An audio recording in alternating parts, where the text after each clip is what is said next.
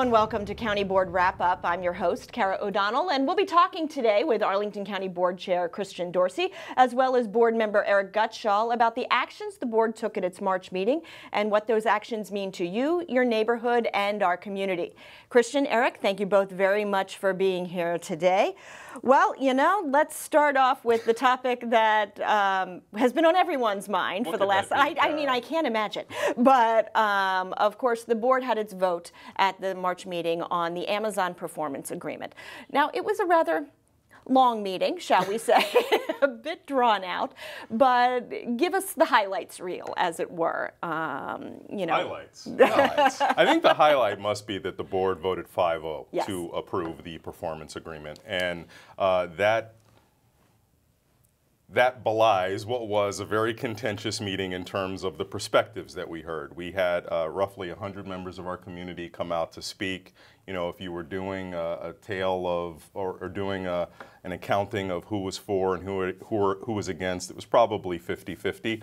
But really what it was important for us to do was to have a very public conversation, not just for people in the room, but for people who may be tuning in, to understand what this performance agreement is, since that was something that had not necessarily penetrated everyone. Exactly. That's what I was going to say. I think a lot of folks thought initially that this was a vote on whether the company was coming here or not. Right. And that's not what this vote was about at all. This That's was right. about the specific countywide incentives plan. Give me a few of those details, Sure. specifically what you considered and voted on in this plan. Well, and that part was actually very simple. It's whether or not Arlington would give a direct financial incentive to Amazon to build and occupy square footage in Crystal City and Pentagon City. So our agreement, very creative and innovative and hailed as a model for how communities should pursue economic development. We didn't divert any resources from any existing programs. We didn't take the property tax and give that to Amazon. We came up with new money, if you will. So if Amazon helps contribute to a growth in the transient occupancy tax, the tax paid by hotel visitors, if that tax grows, and only if it grows, Amazon will be eligible for a small percentage of that growth. In this case, 15% of just the growth in that tax. So two conditions have to be met. It has to grow in order for Amazon to be eligible for money, and then they also have to build and occupy square footage according to a schedule that was laid out in the agreement. Now, all told, we project that that could be $23 million. But the important thing is that's not guaranteed. It's pay for performance. If the tax grows and if they occupy the square footage, then they will be eligible for that small increment. And I think it's important for folks to also know that Amazon gets 15% of that growth, and then the county is getting the rest of that growth funding. Correct.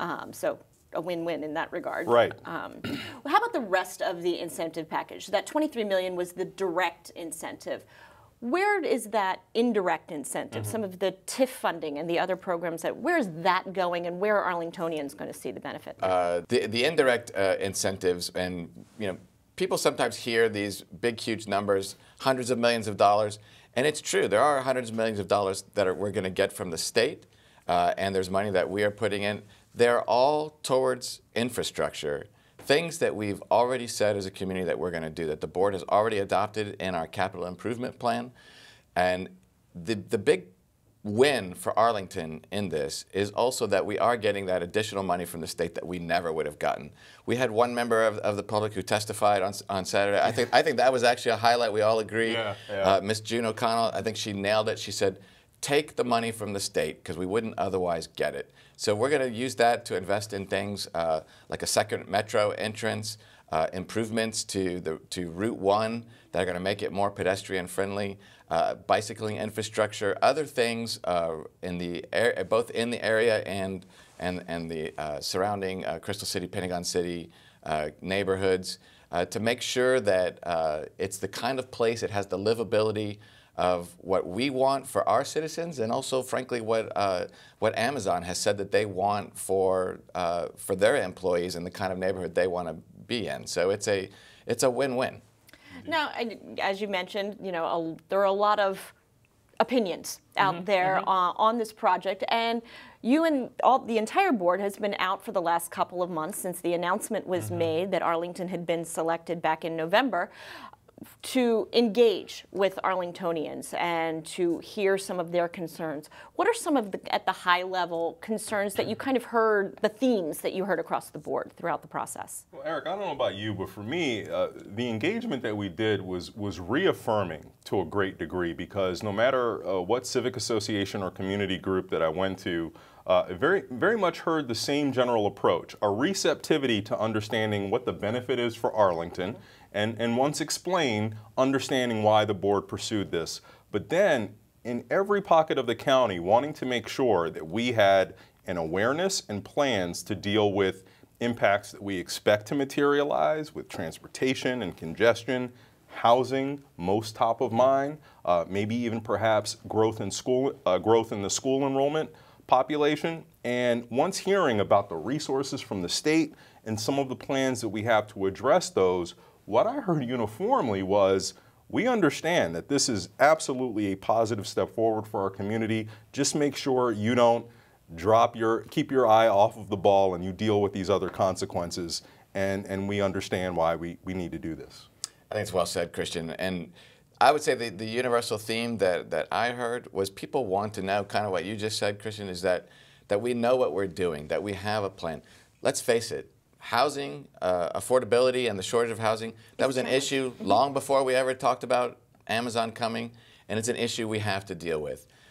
Making sure that we're making investments in our transportation infrastructure, that was something that we know we have to do and we need to do it, and now we've got more resources to do it. We also, and I think maybe in the case of schools, we have crowded schools. We know we need to build more schools. The county board is working with the school board to make sure that we find the options to do that. But also what Amazon coming, it's not only about the additional tax revenue that Amazon's going to bring. It's not only about those additional state monies that we're bringing in. It's about this opportunity to focus the community, that we get this chance to everyone. Let's look at these issues. Let's talk about what do we need to do to make sure that we're meeting these challenges. And I think by and large, I think what we all found in one way or the other, no matter what group that you're talking to, is a sense of optimism that this is taking us into the future and we can meet the challenges that we face. And I know a lot of folks have wondered whether Amazon's decision to not proceed with the New York half of the HQ2, if that's going to affect Arlington in any way. Where does that stand currently? Well, I think it's important to remember that when Amazon was looking to site a headquarters location and there was this big number of 50,000 jobs, that was a projection. That's not something that they know that they're iteratively going to do. It's going to be based on how their business grows, if it grows. So I think the decision to pull out of New York just means Amazon looks at all of the other places that they have targeted. So we know Arlington is one, but they're still in Seattle. And to my understanding, they have about 17 other communities in the country where they have investments. So they have the room to grow to meet their needs for the foreseeable future. And if that changes and they invest more here in Arlington over time, that's a conversation we can have at a later date. But as of now, our agreement stands as it did on day one of the announcement. Nothing's changed. The agreement stands, and it's in the news lately that other local jurisdictions are still going after and trying. And I think that Arlington, it's really the philosophy that we had all the way through this, going back to the very early stages when the state first put forth our bid and then entered negotiations with Amazon. We as a board, we maintained from the get-go, we're going to stay the course. We believe in who we are. We're not bending over backwards. We're not doing anything crazy. We don't have to. We have already the infrastructure, the community that they sought after. We've got the talent that they want. And I think we're sticking with that philosophy that we've got it all going on right here. You want to come be a part of our community, then we're going to welcome them. If they want to grow, we're going to encourage them to grow as fast and as much as they can. And we're also going to encourage within our plans. Yeah. Thank you. And we're also going to continue to look at You know, we've used this analogy that if we've been whale hunting and we've caught the whale, well, now we've got lots of other fish to go after and make sure that we're addressing the needs of our small businesses and growing the businesses that are already here and helping them to grow. So we've always taken that balance, and I think we're just going to keep going with that. Now, where do we go from here? What is the timeline? I know another big misperception was that everything was happening all at once. Right.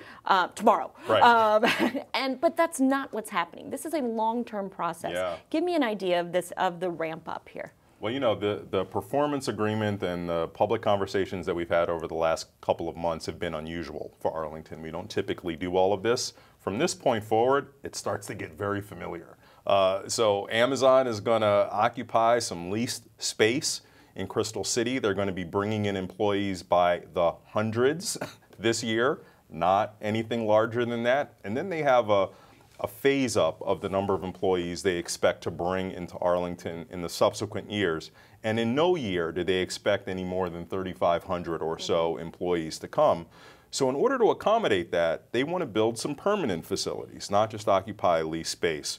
And that's where they go through the very tried and true and familiar Arlington processes of developing plans for real estate, going to the community to socialize those plans, then formally submitting them to our Department of Planning, and going through the very public processes that involve stakeholders on looking at that particular site, going through site plan review committee meetings, and ultimately the Planning Commission and other associated commissions, as well as final board approval. So everything from here on out is going to look a lot like we've all done. Right. All right. Well, we will obviously be continuing the conversation as those site plans move forward and the company continues to, become a part of Arlington's community. So on that, we're going to take a short break, and when we return, we'll talk about some of the other key actions the board took at its March meeting. It wasn't just Amazon all the time. Stay with us.